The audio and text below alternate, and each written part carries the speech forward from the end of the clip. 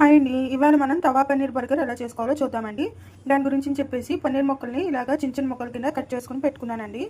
దాంతోపాటు సన్నగా తరిగిన ఒక మీడియం సైజు ఉల్లిపాయ, అలాగే ఒక మీడియం సైజ్ టమాటో అండి, అలాగే సన్నగా తరుక్కున్న ఒక మీడియం సైజు క్యాప్సికము, అలాగే కొంచెం గ్రీన్ పీస్ అండి, అలాగే సన్నగా తరుక్కున్న ఒక మీడియం సైజ్ క్యారెట్, దాంతోపాటు సన్నగా తరుక్కున్న పచ్చిమిర్చి అండి, అలాగే నేను ముందుగా గ్రైండ్ చేసుకుని పెట్టుకున్న ఒక మీడియం సైజ్ గార్లిక్ క్లోవ్ అండి. ఇది ముందుగా స్టవ్ ఆన్ చేసుకోవాలండి. స్టవ్ ఆన్ చేసుకున్నాక పెనం పెట్టుకోవాలండి. పెనం వేడెక్కాక దీంట్లో ఒక చిన్న బ్లాక్ బటర్ వేసుకుని దీంతోపాటు కొంచెం నూనె కూడా వేసుకుందామండి.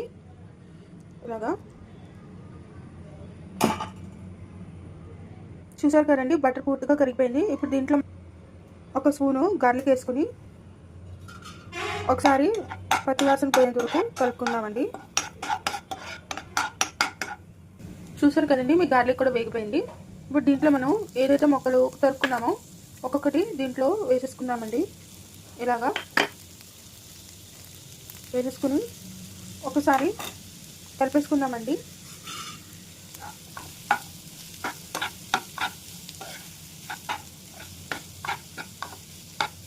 ఇప్పుడు దీని మీద మనం మూత పెట్టుకుని కొంతసేపు మగ్గించుకుందామండి.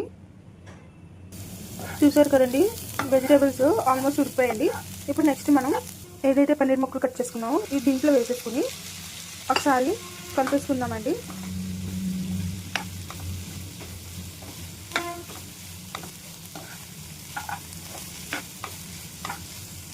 నెక్స్ట్ మనం దీంట్లో కొన్ని మసాలాలు వేసుకున్నామండి. దీంట్లో నేను ఒక స్పూను జీరా పౌడరు, ఒక స్పూను ధనియా పౌడరు, ఒక స్పూను గరం మసాలా, అలాగే ఒక స్పూను కారం, ఒక తగినంత సాల్ట్ అండి. ఇప్పుడు దీంట్లో మనం ఇదంతా వేసేసుకుని ఒకసారి మొత్తం కలిపేసుకుందామండి. ఇలాగా ఒకసారి కలిపేసుకుందామండి. మొక్కలన్నిటికీ అంటుకోవాలి కదండి, అందుకని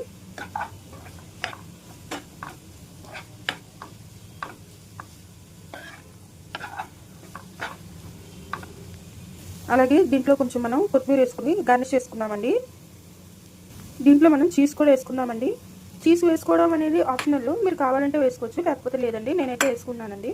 ఒకసారి చీజ్ వేసేసుకుని ఈ ముక్కలన్నీ ఒకసారి కలిపేద్దామండి. ఇలాగా సో చీజ్ మెల్ట్ అయిపోయి ఇది కూర దగ్గరికి వచ్చేస్తుందండి. సో మన కూర రెడీ అయిపోయిందండి. ఇప్పుడు నెక్స్ట్ మనం బన్ని కాల్చుకుందామండి.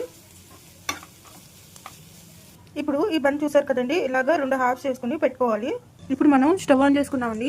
స్టవ్ ఆన్ చేసుకున్నాక పెనం వేడెక్కాక ఇలాగా బటర్ వేసుకోవాలండి. ఈ బటర్తో పాటు మనం కొంచెం చిల్లీ పౌడరు, దాంతోపాటు కొంచెం ఆడిన గార్లిక్ పేస్ట్ ఉంది కదండి, అది కొంచెం వేసాను. అలాగే దీంతోపాటు కొంచెం కొత్తిమీర కూడా వేసుకుని ఒకసారి ఇంగ్రీడియంట్స్ అన్ని కలిపేసుకుందామండి. కలిపేసుకున్నాక ఏదైతే బన్ ఉందో దీన్ని ఇలాగా పైన కింద రాసుకోవాలండి. దీన్ని మనం ఇప్పుడు 2 పక్కల కాల్ చేసుకోవాలండి. చూసారు కదండి, మీ బన్ 2 పక్కల ఫ్రై అయిపోయిందండి. ఇప్పుడు మనం ఇది ఒక ప్లేట్లో తీసుకుని పక్కన పెట్టేసుకుందామండి. చూసారు కదండి, నేను బర్గర్ ఇలాగా 2 పక్కల కాల్ చేశానండి. ఇప్పుడు నెక్స్ట్ మనం దీంట్లో ఒక్కొక్క సాస్ వేసుకుందామండి.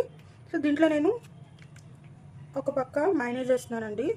అంటే సాస్ని మీరు కాస్తే ఆ కూరలో కూడా వేసుకోవచ్చండి, నేనైతే విడిగా వేస్తున్నానండి.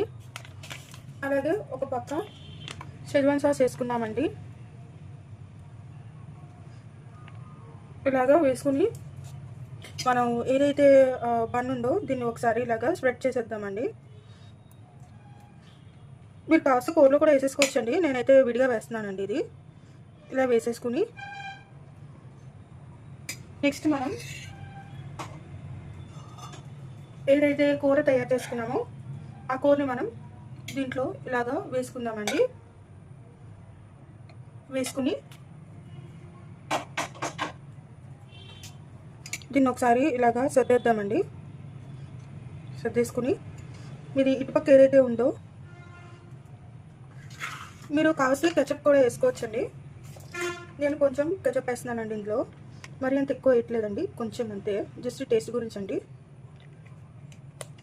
ఇది కూడా వేసేసుకుని మనం ఇలా కవర్ చేసేసుకుని ఇలా ఫ్లిప్ చేస్తే మీ తవా పన్నీర్ బర్గర్ రెసిపీ రెడీ అయిపోయిందండి. సో ఇదండి నాటి వీడియో. ఈ వీడియో కనుక మీకు నచ్చినట్లయితే లైక్ చేయండి, షేర్ చేయండి, కామెంట్ చేయండి, అలాగే సబ్స్క్రైబ్ కూడా చేయండి. మరిన్ని వీడియోలు కావాలంటే బెల్ ఐకాన్ని నొక్కండి. Until then see you in the next video. Thanks for watching.